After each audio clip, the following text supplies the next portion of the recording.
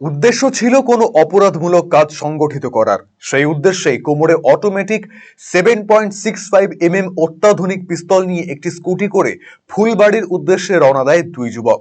গোপন সূত্রের খবরের ভিত্তিতে ফুলবাড়ি কাঁঠাল বস্তি শ্মশানঘাটের সামনে ঘাঁটি গাড়ে এনজেপি থানার সাদা পোশাকের পুলিশ। সেখানে ওই দুই যুবক এমডি ফাইজার আলী, যার বাড়ি রাজগঞ্জের লক্ষ্মীস্থান, ও ঠাকুরগঞ্জের বাসিন্দা আলতাফ আলীকে আটক করে তল্লাশি চালালে তাদের কাছ থেকে উদ্ধার হয় একটি অত্যাধুনিক পিস্তল, 3 রাউন্ড কার্তুজ, একটি র্যাম্বো চাকু ও 2টি মোবাইল। আটক করা হয়েছে স্কুটিটিও। পুলিশ সূত্রে জানা গিয়েছে ঠাকুরগঞ্জের আলতাফ আলী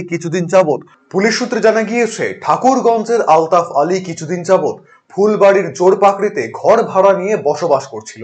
ধৃতরা ফুলবাড়িতে কোনো অপরাধমূলক কাজ করবার পরিকল্পনা করছিল বলেই প্রাথমিক সূত্রে জানা গিয়েছে। ধৃতদের শনিবার আদালতে পাঠানো হয়।